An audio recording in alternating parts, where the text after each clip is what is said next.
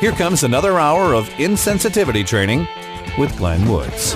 And since it is a Thursday, that means we head on down to Cheyenne. We're breathlessly waiting on the phone is Amy Edmonds from Wyoming Liberty Group. How have you been, Amy? It's been a while.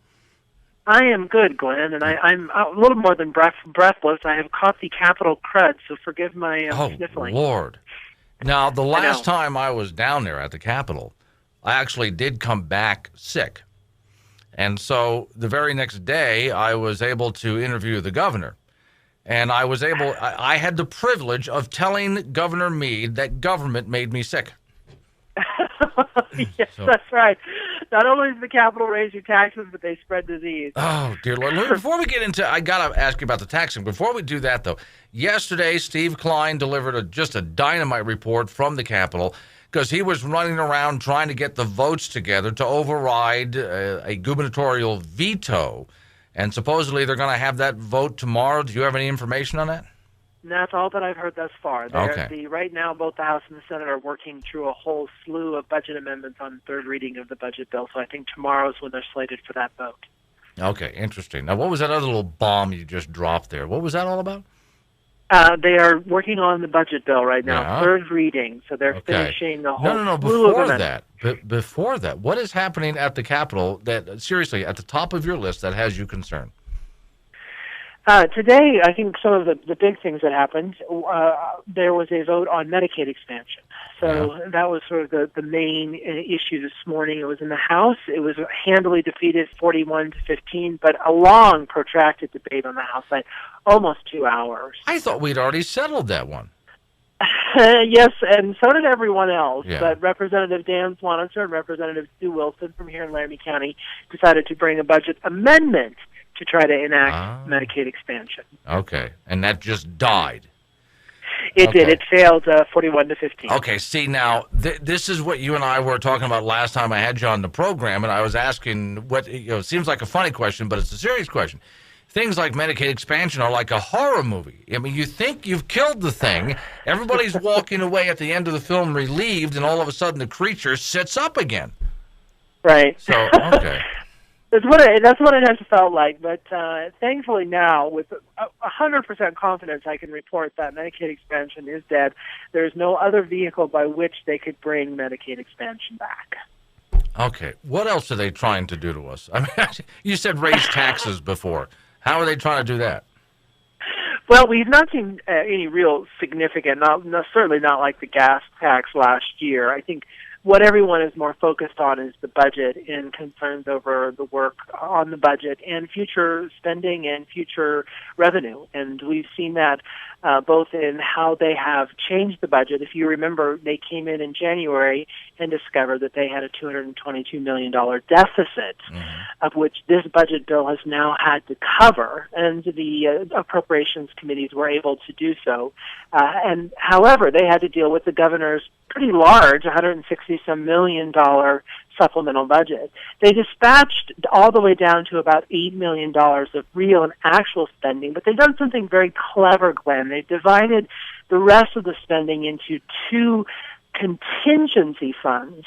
That one is for July of this year, 2015. One is for July of next year, 2016. And basically, they're built in such a way that if these extra revenues or revenues flow into the accounts that they're hoping they will, then spending will occur. And they've got their little laundry list of items that they want to spend. Sure. If money's there, you have to spend it. You have no choice. You can't put that sucker aside. Now, has there been discussion at the same time about the fact that rigs are being pulled in towns all over Wyoming and counties all over Wyoming, and that could affect how much money comes into the state? Yes, it has been, but I don't think the focus has been correct in realizing. I mean, there is a discussion and understanding that minerals revenues are continuing to go down, and they believe will continue to go down in the future. Of course, no one at the Consensus Revenue Estimating Group, the CREG, which is the group that forecasts Wyoming's incomes, no one expected to see oil go below the mark that it went. They were not expecting such low oil prices. So this has contributed and compounded the issue.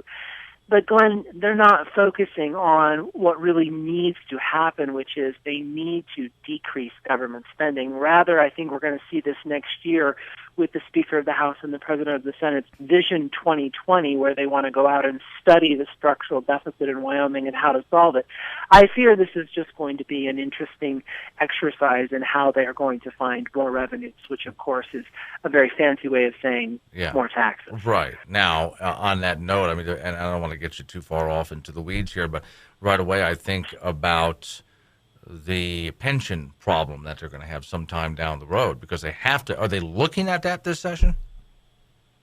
Haven't seen a huge amount of pension work. I mean, I think there's been a couple of bills, and this is we're dangerously sliding into Maureen Bader's area. I'm away curious. from mine. I'm curious. Is that a discussion out there? I just want to make sure that no. Okay. What's interesting, it hasn't been that much of a discussion, but what has been interesting is that where it has been discussed, I will give you my perspective as a legislator who was there 3 years ago, and who we used to hear there is no problem. There is no problem at all. The pension is fine.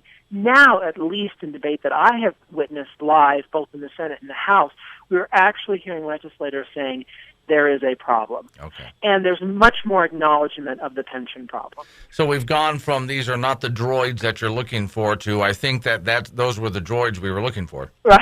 Okay. Yeah, exactly. So that's good. That's progress. It is progress. Slow. Yeah, okay. So let's get back into your territory. Let's get back into education. What's on that front?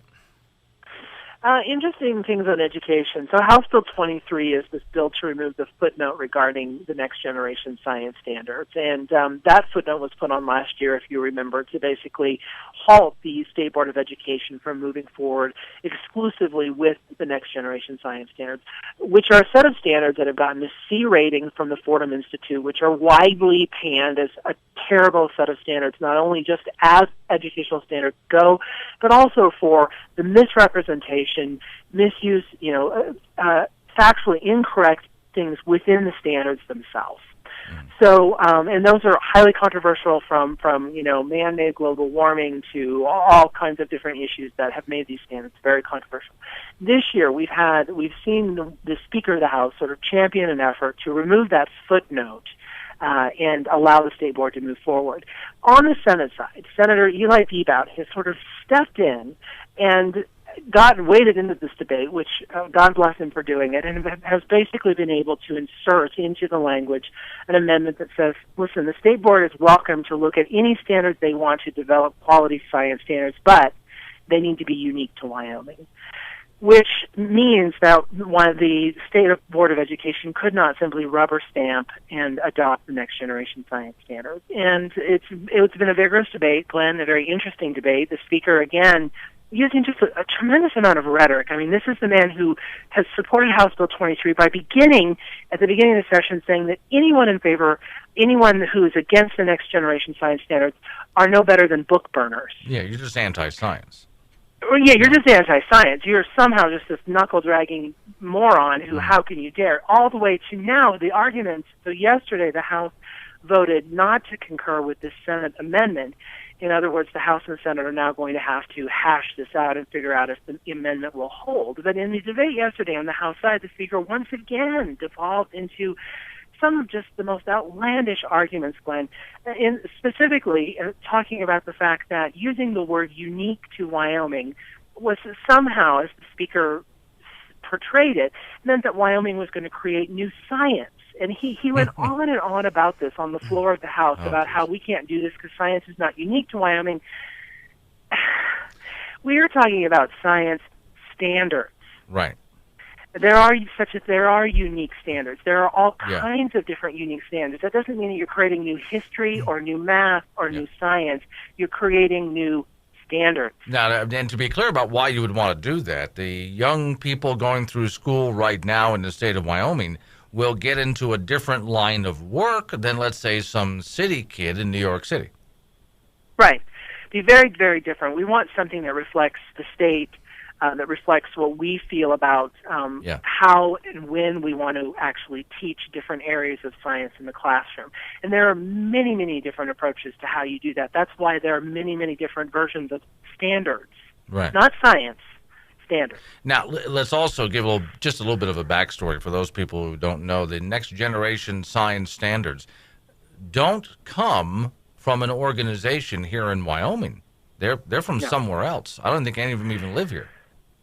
No, these standards are created, and there's a lot of standards that are created all over the country, right. And Wyoming is not exactly a closet industry for creating standards. However, we have in the past always had a process where we looked at different versions of standards and brought pieces together, sometimes large pieces, but basically moved standards forward.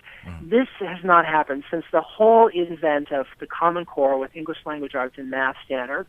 What we are driving towards is this absolute, insane passion for uniformity. Yeah. The same, every state the same, rubber stamp, rubber stamp, rubber stamp. And that is what the next generation science standards are. Is this the same group, Amy, that was protesting global warming in Miami, saying that the city was sinking, that's pushing these next generation standards?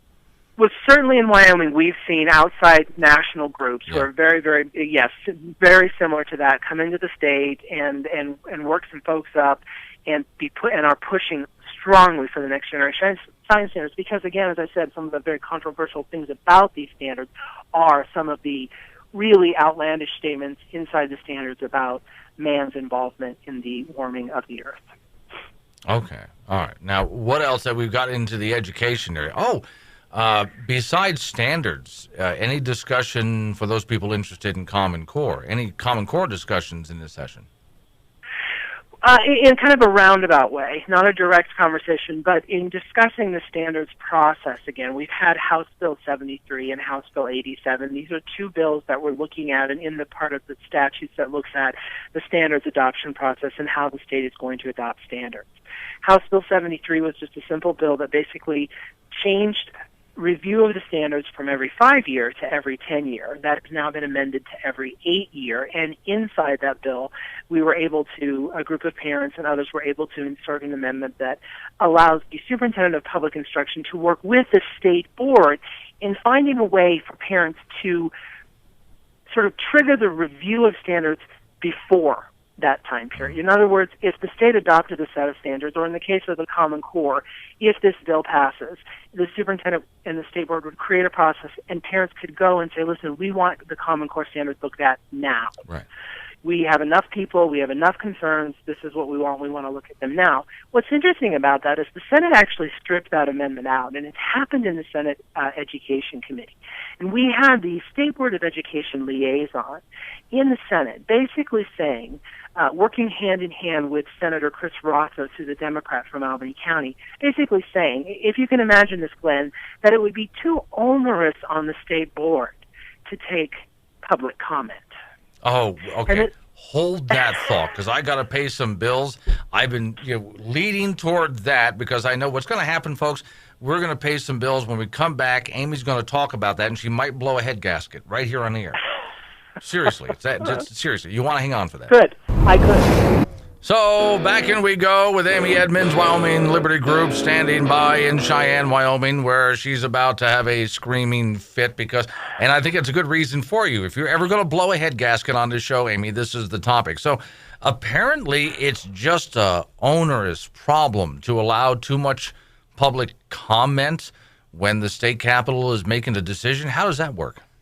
Yeah, it's really frustrating, Glenn. And you probably know me well enough, but I've been on the radio long enough to know that I try to be extremely diplomatic and very careful with my words. But this is one that I really think I've sort of reached the end of my rope, because what I have seen this entire session in the legislature from the State Board of Education liaison speaking on behalf of the state board has been just an absolute hostility towards anything that would give parents more say in the process, more involvement in the process, just any kind of public input.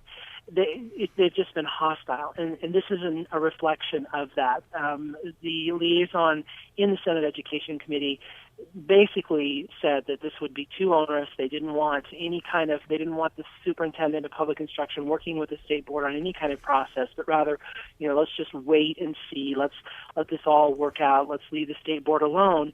I think the frustration and the reality that many people have come to, and the conclusion that you can come to, is that the state board, because it is an appointed board, has served as a very useful buffer between the legislature and responsibility for a lot of these policy decisions, in that many policymakers can basically say, oh, well, we can't touch the state board.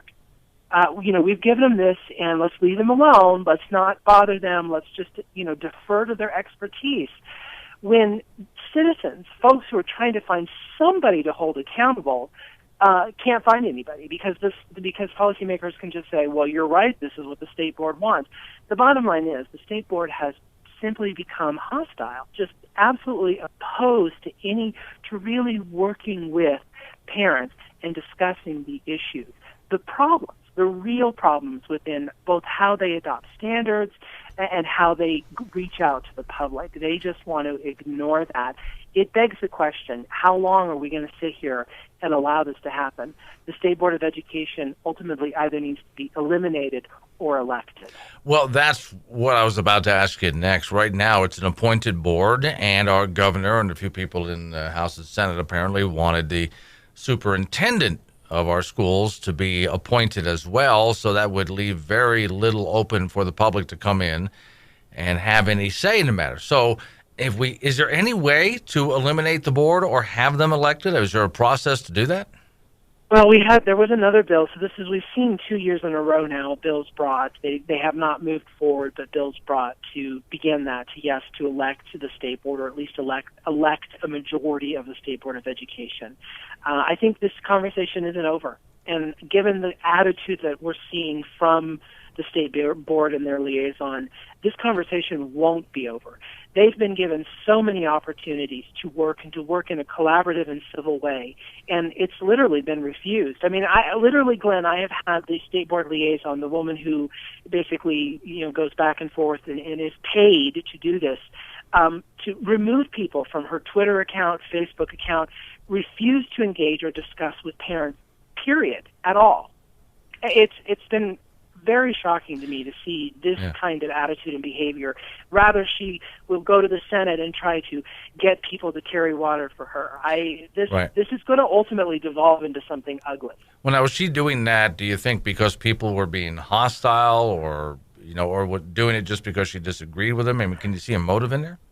It was not hostility at all. Okay. I watched the feeds back and forth. It truly wasn't. It was simply refusing to engage, wanting to not hear at all from anyone who has a differing view. Interesting. It makes me want to know, where do these people come from? Are they originally from Wyoming, or were they hired from out of state? Yeah, she was hired from within the state. Okay. She used to work as a superintendent. Yes. All right. So what did we wind up with then? Are we still, as citizens, able to go to these people, or what's the result? We're waiting. Yeah, we actually did get the amendment. So that's a done deal. On House Bill 73, the amendment is done. So that's going to move forward. On the next generation science standards, we're waiting for a conference between the House and Senate. Today, Senator Bebout was actually able to put the exact same amendment onto the budget bill in a supplemental budget amendment. So that gives him even more leverage to try to hold this amendment on the next generation science standard. So we will have to wait and see on that one. But we're moving forward as best we can. Okay, so I'm talking with Amy Edmonds from Wyoming Liberty Group, and that's a lot of information for people to, get into their heads in just a few minutes we've been together. So where do they find you? Because I know you've been writing articles about this, and they can catch up. And then who do they contact once they've read your articles? I have been podcasting this whole session, so what you can do if you want to hear my podcast and give you an idea, and then on our website as well is a way to contact me, to contact your legislator, however you want to do that, at wylibertyineducation.org.